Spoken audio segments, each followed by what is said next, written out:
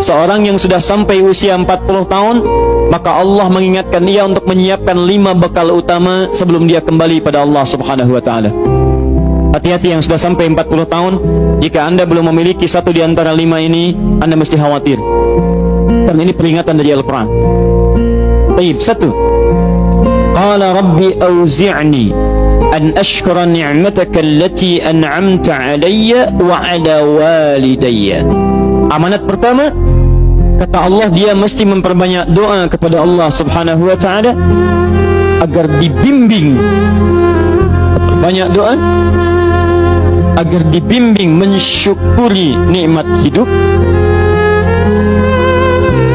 plus bisa meningkatkan bakti pada orang tua. 1. Rabbi auzi'ni an ashkura ni'mataka allati an'amta 'alayya wa 'ala walidayya. Perhatikan baik-baik.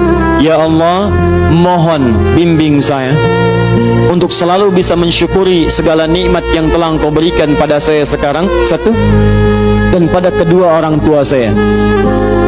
Baik, jadi kalau sudah sampai usia 40 tahun, pertama, Anda memohon doa kepada Allah untuk dibimbing terus bersyukur kepada Allah. Ini yang mau saya tegaskan. Lihat baik-baik. Apa itu syukur? Tidak ada makna lain dari syukur yang tertuang dalam Al-Quran dan hadis kecuali ungkapan kebahagiaan atas nikmat yang Allah berikan kepada kita dengan cara menggunakan nikmat itu sesuai dengan fungsi yang telah Allah tetapkan. Misal, kita akan bersyukur dengan nikmat penglihatan mata.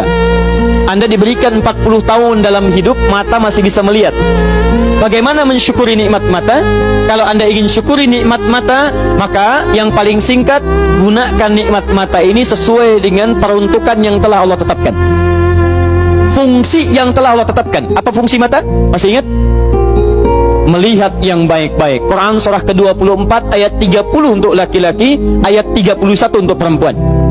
Qul lil mu'minina yaghuddu min absarihim. Katakan pada pria-pria yang merasa punya iman. Dengan iman itu dia yakin dengan akhirat. Wabil akhirati hum yuqinun. Karena yakin dengan akhirat dia sadar akan pulang dan dia tahu nikmat matanya akan ditanya oleh Allah Subhanahu wa taala.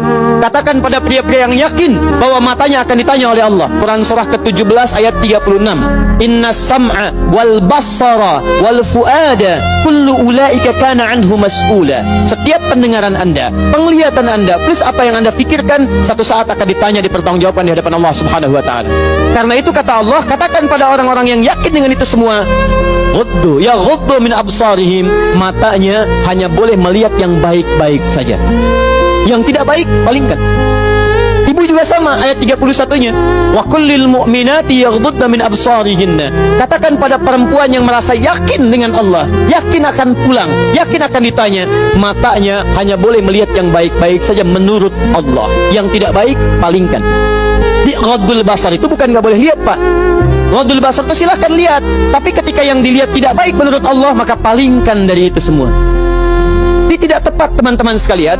Anda hanya mengucapkan alhamdulillah ya, sampai sekarang penglihatan masih baik. Belum cukup. Baik itu dipakai lihat apa? Penglihatannya baik, tapi masalahnya yang dilihat baik tidak. Itu poinnya. Maaf, ada anak usia 4 tahun, Bu, Pak, tidak bisa melihat. Dalam tidak bisa melihatnya, dia masih mau menghafal Al-Quran. Namanya Mu'af. Tinggalnya di Asyut, adanya di Kaira, negaranya Mesir. Matanya nggak bisa lihat, tapi dia sampaikan pada bapaknya, Pak, saya ingin menghafal Quran. Saya ingin menghafal Quran. Kata bapaknya, kamu yakin? Saya yakin. Baik, keluarga sederhana, punya cuman motor yang sangat luar biasa tidak bagusnya. Dimodifikasi dashboardnya, menempuh jarak kisaran 20 km. Datang pada syekhnya, bapaknya kemudian membonceng, muadnya di belakang. Teman-teman sekalian, setiap berangkat datang pada syekh, dapat hafalan baru, bapaknya tulis ayatnya, disimpan di dashboardnya. Di jalan lihat ke sini, lihat ke jalan, lihat ke sini, lihat ke jalan. Mu'adz bacakan ayatnya, bapaknya mendengarnya. Secara singkat, tiba-tiba setelah itu fasenya berakhir, jadilah anak ini hafal Quran. Yang ngantar belum hafal Quran, yang diantar nggak bisa lihat hafal Quran. saking mudahnya Al-Quran, yang nggak bisa lihat bisa hafal Quran. Tapi bapaknya dapat pahala dari transferan anaknya. Perhatikan baik-baik. Begitu dibacakan Qurannya, bagus makhrajnya, viral kisahnya. Begitu viral di Timur Tengah, datang reporter mau wawancara. Pertanyaan pertama, kalau Adinda diperkenankan oleh Allah untuk bermohon saat ini, apa yang mau dimohonkan kepada Allah? Reporter ini mengira dia akan meminta doa seperti ibunda Imam Al-Bukhari bermohon kepada Allah supaya Al-Bukhari disembuhkan dari butanya. Bu, Pak, Imam Al-Bukhari itu dulu buta. Butanya permanen. Dilahir 2 tahun ayahnya meninggal, 4 tahun buta permanen. Nanti ada satu kejadian di situ, yang dengan kejadian itu ibunya berdoa kepada Allah, anaknya menghafal Quran sampai di surat Qaf, ya, ayat ke-22. Anaknya murajaah ayat, ibunya memohon kepada Allah sambil menangis, sambil tertidur, sampai tertidur. Disitulah kemudian terjadi sesuatu yang luar biasa. Seketika Allah sembuhkan Al-Bukhari kecil, matanya bisa melihat kembali. Karena kajian kita bukan di sini, lain waktu nanti saya terangkan. Anda yang punya kitab Fathul Bari, Syarah Sahih Al-Bukhari, beli jilid pertama, kitab Muqaddimah, halaman 634, paling kiri, paragraf yang ketiga, baris 1 sampai dengan 9. Anda temukan kisahnya. Nah, reporter ini mengira ini Mu'adz akan minta kepada Allah seperti Al-Bukhari kecil memohon kepada Allah, matanya bisa melihat lagi. Ternyata lihat baik-baik. Kalau saya diperkenankan bermohon kepada Allah dan permohonan saya dikabulkan, maka pertama saya akan mohon kepada Allah untuk tetap membutakan mata saya sampai dengan kiamat. Ya Rabb, mohon butakan mata saya sampai kiamat, karena dengan buta mata ini saya bisa menghafal Quran. Saya takut ya Allah, kalau saya melihat lagi, mata saya melihat maksiat dan hilang Quran dari hafalan saya. Anda bisa bayangkan, anak kecil 4 tahun, mata nggak bisa lihat, digunakan menghafal Quran.